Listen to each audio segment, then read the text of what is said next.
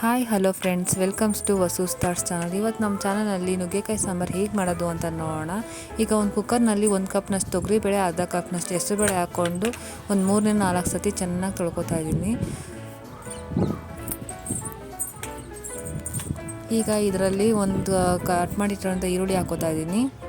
ಜೊತೆಗೆ ಕಟ್ ಮಾಡಿಟ್ಟಿರೋಂಥ ಒಂದು ಟೊಮೆಟೊ ಸೇರಿಸ್ಕೊತಾ ಇದ್ದೀನಿ. ಇದಕ್ಕೆ ಒಂದು ಟೀ ಸ್ಪೂನಷ್ಟು ಅರಿಶಿನ ಪುಡಿ ಸೇರಿಸ್ಕೊಂಡು ಒಂದು 2 ಚೊಂಬಷ್ಟು ನೀರು ಇಟ್ಕೊತಾ ಇದ್ದೀನಿ. ಈಗ ಲಿಡ್ ಕ್ಲೋಸ್ ಮಾಡಿ ಒಂದು 3-4 ವಿಷಲ್ ಕೂಗಿಸ್ಕೊಳ್ಳೋಣ. ಇವಾಗ ವಿಷಲೆಲ್ಲ ಹೋಗಿದೆ ನೋಡಿ. ಇದನ್ನು ಚೆನ್ನಾಗಿ ಸ್ಮ್ಯಾಶ್ ಮಾಡ್ಕೋಬೇಕು.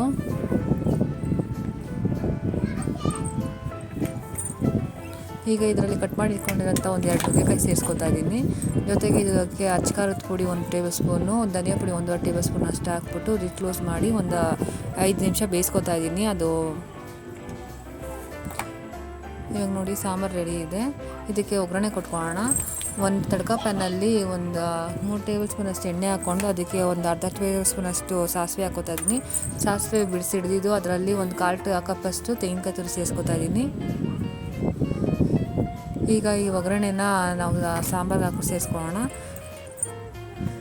ಈಗ ಈ ಸಾಂಬಾರಿಗೆ ಎಷ್ಟು ಬೇಕೋ ಅಷ್ಟು ಉಪ್ಪು ಸೇರಿಸ್ಕೊಳ್ಳೋಣ. ನಾನು 1.5 ಟೇಬಲ್ ಸ್ಪೂನ್ ಅಷ್ಟು ಉಪ್ಪು ಸೇರಿಸ್ಕೊತಾ ಇದ್ದೀನಿ.